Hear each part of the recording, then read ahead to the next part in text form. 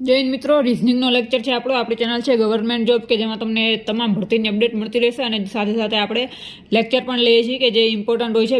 Main એમાં reasoning અને maths, કે જે તમારે કોઈ પણ પરીક્ષાઓ એમાં પૂછાય છે. એના માટે ખાલી રીત જ પાકી કરવાની હોય છે. એના માટે જે દાખલા પૂછાય છે એની શું સિમ્પલ રીત ટ્રીક છે, તો એના માટે અત્યારે આપણે લેક્ચર ચાલુ છે. બાકી જનરલ નોલેજની એવા બધા ઇંગ્લિશના ની પણ લેક્ચર લઈએ છીએ. અને એ સિવાય આપણે જે ભરતીની અપડેટ હોય, ઓલ ઇન્ડિયાની પણ ભરતી મૂકીએ છીએ. ઓલ ઇન્ડિયાની હિન્દી લેંગ્વેજમાં અને ગુજરાતની ભરતી હોય તો ગુજરાતી લેંગ્વેજમાં. બાકી આપણા લેક્ચર ગુજરાતી લેંગ્વેજમાં રહેશે. તો આવી જ ભરતીની અપડેટ માટે જોડાઈ રહેવા માટે અમારી ચેનલ સાથે જોડાઈ રહ્યો. વિડીયો ગમે તો લાઈક કરો, શેર કરો, ચેનલ સબસ્ક્રાઈબ કરો. અને ખાસ એક ઘરે બેઠા ફોર્મ ભરવાની પણ સર્વિસ અમારા દ્વારા તમને પ્રોવાઈડ કરવામાં આવે છે. એટલે ખાસ ઘરે બેઠા ફોર્મ ભરવા માટે પણ તમને અમારી ચેનલના વિડીયો સૌ કામ લાગશે. તો આપણે લાસ્ટ લેક્ચર જે હતો એ દિશા અને અંતરનો લેક્ચર હતો, જેમાં આપણે પ્રાથમિક સમજ મેળવી હતી. એના માટે તમે પાછળનો લેક્ચર જોઈ શકો છો. આ લેક્ચરમાં આપણે ડાયરેક્ટ નેક્સ્ટ ક્વેશ્ચન ચાલુ કરશો. ક્વેશ્ચન નંબર 1 કે જે આપણે ગઈકાલે કર્યો હતો. નેક્સ્ટ મીન્સ લાસ્ટ લેક્ચરમાં આપણે આ સોલ્વ કર્યો હતો, મનોજવાળો. એના માટે તમે જોઈ શકો છો કે લાસ્ટ લેક્ચર આપણો જે છે. અને હવે આપણે લઈશું બીજો લેક્ચર. હવે ખાસ ધ્યાન રાખજો કે આમાં ખાસ દરેક દાખલા સોલ્વ કરવા જરૂરી છે, કેમ કે દરેક દાખલામાં વેરાયટીઝ હોય છે. દરેક દાખલા આપણે વેરાયટીઝવાળા લીધેલા છે. એટલે પરીક્ષામાં તમને એવું નહીં કે એક જ પ્રકારનો દાખલો પૂછે. હવે દિશા અને અંતર છે તો એમાં ઘણા પ્રકારના દાખલા આવે, ઠીક છે. તો કોઈ પણ દાખલો તમને પૂછી શકે. તો એટલે ખાસ જે વેરાયટીઝ છે, વેરાયટીવાળા તમામ વેરાયટીઝના આપણે એક દાખલા લઈએ છીએ. એટલે ખાસ યાદ રાખવાનું કે આવા દાખલા પૂછે તો શું કરવાનું. તો આપણે આની રકમ જોઈશું. એક વ્યક્તિ પોતાના ઘરેથી નીકળીને ઉત્તર દિશામાં અમુક અંતર કાપ્યા પછી ડાબી બાજુ અમુક અંતર ચાલે છે અને ત્યારબાદ તે ફરી ડાબી બાજુ વળે છે. તો તેનું મુખ હવે કઈ દિશામાં છે? એટલે એમ કીધું છે કે કોઈ માણસ છે, ધારો કે હું જ છું, કે હું મારા ઘરેથી નીકળું છું અને ઉત્તર દિશામાં થોડું ચાલું છું. ઉત્તર દિશા પછી હું ડાબી બાજુ વળી જાઉં છું અને એના પછી બીજી વાર ડાબી બાજુ વળી જાઉં છું. તો મારું મોઢું કઈ દિશામાં છે? એવી રીતે છે આ દાખલો. તો જો આવો કોઈ પણ દાખલો હોય કે આવી રીતે દિશાવાળો હોય ને, કે મુખ કે પછી મોઢું કઈ દિશામાં હશે, તો પહેલાં તો આપણે માણસને એક જગ્યાએ ગોઠવી દો કે પહેલાં માણસને કઈ બાજુ કીધો. તો એક વ્યક્તિ પોતાના ઘરેથી નીકળીને ઉત્તર દિશામાં, કઈ દિશામાં? ઉત્તર દિશામાં. એટલે માણસ ઉત્તર દિશા બાજુ છે. તો પહેલાં તો ખાસ આપણે આ દિશાનું બનાવી નાખવાનું. આપણે જે બનાવી છે, ઠીક છે. આ દિશાનું ઉપર કઈ આવશે? ઉત્તર, સામે દક્ષિણ. આ બાજુ કઈ આવે? પૂર્વ આવે. અને પશ્ચિમ. આ યાદ રાખી લેવું, ઠીક છે. આપણે પહેલા લેક્ચરમાં ઓલરેડી સમજાવી ચૂક્યા છીએ. આનો જે પહેલો લેક્ચર, લાસ્ટ લેક્ચર છે, લેક્ચર નંબર 16 એમાં. તો આમાં જોશું કે વ્યક્તિ ઉત્તર દિશા બાજુ છે. એટલે અહીંયા આગળ આપણે ધારશું વ્યક્તિ. કોઈ પણ મેં આપણે લાસ્ટ લેક્ચરમાં કીધું છે, વ્યક્તિને ધારો ને એટલે વ્યક્તિને વચ્ચે જ ધારવાનો. એટલે શું, ગમે ત્યાં હાલવાનું કે તો અહીંથી તમે સીધા સ્ટાર્ટિંગ પોઈન્ટથી કરી શકો, કેમ કે અહીં 0 0 હોય આનું અંતર. એટલે વ્યક્તિને અહીંયા આગળ જ ધારવાનો. વ્યક્તિનું મુખ કઈ બાજુ છે? ઉત્તર દિશા બાજુ, ઠીક છે. ઉત્તર બાજુ. તો હવે જો, એક વ્યક્તિ પોતાના ઘરેથી, આ તેનું ઘર છે, ત્યાંથી નીકળીને ઉત્તર દિશામાં અમુક અંતર ચાલે છે. આ ઉત્તર દિશામાં અમુક અંતર, ચાલો આટલે સુધી ચાલ્યો, બરાબર? આટલે સુધી ચાલ્યો, ધ્યાન રાખવાનું આપણે. હવે વ્યક્તિ આટલે સુધી ચાલ્યો, ઉત્તર દિશામાં ચાલ્યો, એટલે એનું મોઢું ઉત્તર દિશામાં છે ત્યાં, ઠીક છે. પછી શું કીધું?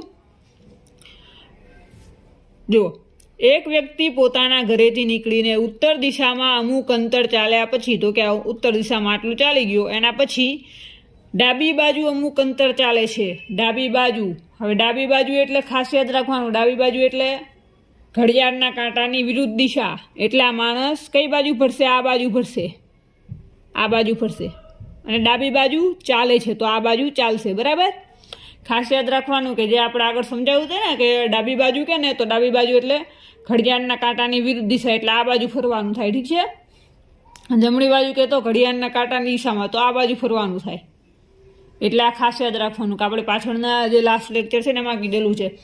તો જુઓ કે આ વ્યક્તિ ઘરેથી નીકળીને ઉત્તર દિશામાં અમુક અંતર ચાલ્યા પછી ડાબી બાજુ અમુક અંતર ચાલે છે. આ ડાબી બાજુ, ઠીક છે. ઘડિયાળના કાંટાની વિરુદ્ધ દિશામાં ફેરવી નાખો ડાબી બાજુ. ડાબી બાજુ અમુક અંતર ચાલે છે.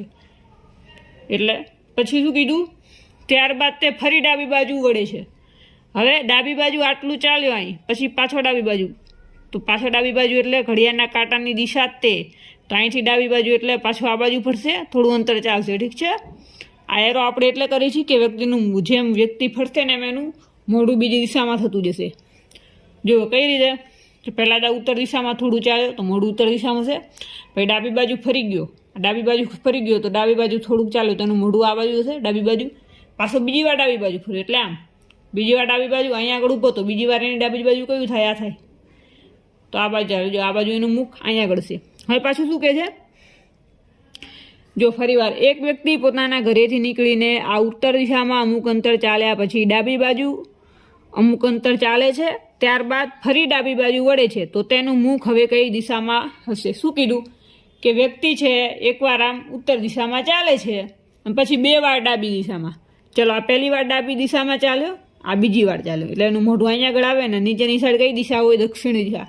ઠીક છે, નીચેની સાઈડ કઈ દિશા હોય? દક્ષિણ દિશા, એટલે જવાબ આવે દક્ષિણ. સમજાણું? ખાસ યાદ રાખવાનું. જો વળે એટલે કાટખૂણે જ વળે માણસ, એટલું યાદ રાખવાનું કે આ માણસ ઉત્તર દિશામાં ચાલ્યો. ઠીક છે, એકવાર સમજો, ખાલી રકમને સમજો. જો એક વ્યક્તિ પોતાના ઘરેથી નીકળીને ઉત્તર દિશામાં અમુક અંતર ચાલ્યા પછી, એટલે પહેલાં ઉત્તર દિશામાં ચાલે, પછી ડાબી બાજુ અમુક અંતર ચાલે છે, ઉત્તર પછી ડાબી બાજુ, અને ત્યારબાદ ફરી ડાબી બાજુ, એટલે બીજી વાર ડાબી બાજુ, તો તેનું મુખ કઈ બાજુ? એટલે શું થયું? ઉત્તર દિશા પછી 2 વાર ડાબી બાજુ ફરે, એટલું યાદ રાખવાનું. જો આ ઉત્તર દિશા ઉપરની સાઈડ, આ ઉત્તર દિશામાં ચાલ્યો, 2 વાર ડાબી બાજુ. ઠીક છે, ડાબી બાજુ એટલે આમ ફરવાનું થાય. જો ઘડિયાળની વિરુદ્ધ દિશામાં આ ડાબી બાજુ, એટલે ઘડિયાળની વિરુદ્ધ દિશા. ઠીક છે, તો કાટખૂણે જ તે વળે. જો અહીંથી આપણે એમ ક્રોસમાં ન લેવાય, ડાબી બાજુ વળે એટલે આમ જ તે કાટખૂણે જ વળશે. આ ડાબી બાજુ વળ્યો, આ એકવાર ડાબી બાજુ વળ્યો, પછી બીજી વાર ડાબી બાજુ, આ બાજુ બીજી વાર ડાબી બાજુ. ઠીક છે, આવી રીતે વાળવાનું આપણે. એટલે આ નીચેની સાઈડ કઈ દિશા હોય? દક્ષિણ દિશા, જે આપણે દોર્યું છે. બરાબર, એટલે આનો જવાબ આવશે દક્ષિણ દિશામાં. નેક્સ્ટ આપણે જોશું, રામ પોતાની ઓફિસેથી નીકળીને 9 કિલોમીટર પશ્ચિમ તરફ જાય છે. જો અહીંયા આગળ રામ છે. બરાબર, દિશા તમને ખબર હોય છે, ઉપર ઉત્તર, નીચે દક્ષિણ હોય, આ બાજુ પૂર્વ હોય અને આ બાજુ પશ્ચિમ હોય. ઠીક છે, હવે જુઓ રામ, આ એની મેઇન વચલો પોઈન્ટ હોય ને એ આપણે જે તે ધારી લેવાનું કે આ રામ છે, અહીંયા આગળ ઓફિસ છે અને ત્યાં રામ છે. ઠીક છે, હવે રામ તેની ઓફિસેથી નીકળીને 9 કિલોમીટર પશ્ચિમ તરફ જાય છે. જો આ પશ્ચિમ દિશા, અહીંયા આગળ ચાલે છે 9 કિલોમીટર. ઠીક છે, આપણે એરો કેમ રાખી છે તીરનો? કેમ કે પશ્ચિમ તરફ ચાલશે તો આ એનું મુખ છે, મુખ પશ્ચિમ તરફ હશે. પછી શું કીધું? જોજો, ત્યારબાદ જોવો છે, રામ પોતાની ઓફિસેથી નીકળીને 9 કિલોમીટર પશ્ચિમ તરફ જાય છે. તો આપણે આ પશ્ચિમ તરફ ગયો 9 કિલોમીટર. ઠીક છે, એટલે આ અંતર કેટલું? 9 કિલોમીટરનું છે. ઓકે, આ લાઈન. પછી ત્યારબાદ જમણી બાજુ વળીને 2 કિલોમીટર. મેં કીધું જમણી બાજુ એટલે ઘડિયાળના કાંટાની દિશા, ઘડિયાળના કાંટાની દિશામાં આમ હોય, આમ, એટલે અહીંથી આમ જાય ને એટલે આપણે કાટખૂણે જ વાળવાનું, આમ ગોળ નહીં કરવાનું. આ બાજુ કેટલું? જમણી બાજુ વળીને કેટલું ચાલે છે? 2 કિલોમીટર. તો આ કેટલું થયું? 2 કિલોમીટર હશે. ઠીક છે, જમણી બાજુ 2 કિલોમીટર ચાલ્યા, એટલે હવે આનું મોઢું ઉત્તર તરફ થઈ જશે, કેમ કે આ બાજુ ફરી ગયો ને એટલે. પછી જો શું છે, ત્યારબાદ ફરી જમણી દિશામાં વળે છે અને 9 કિલોમીટર ચાલે છે, એટલે ફરી જમણી દિશા, એટલે ફરી વાર ઘડિયાળના કાંટામાં દિશામાં 9 કિલોમીટર ચાલે.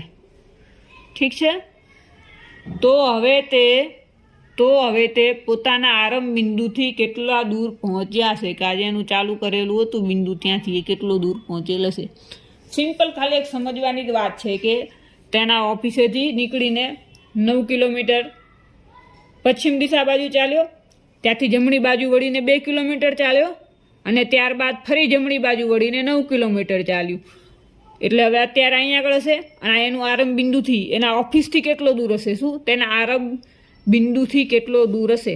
આરંભ બિંદુ એટલે જે ઓફિસ હતી, એ ઓફિસેથી ચાલુ કર્યું, આ આરંભ બિંદુ તેનું, અને આજે પહોંચ્યો તો આ બેનું અંતર શું થાય? બરાબર, તો ખાસ જોઈ લેવાનું આ શું બન્યું? આકૃતિ જોઈ લો, લંબચોરસ બની. ખાસ યાદ રાખવું, આ સામસામેની 2 બાજુ સરખી છે, 9 કિલોમીટર, તો આ 2 સરખી જોઈ. આ ઉપરની 9, નીચેની 9 જ છે.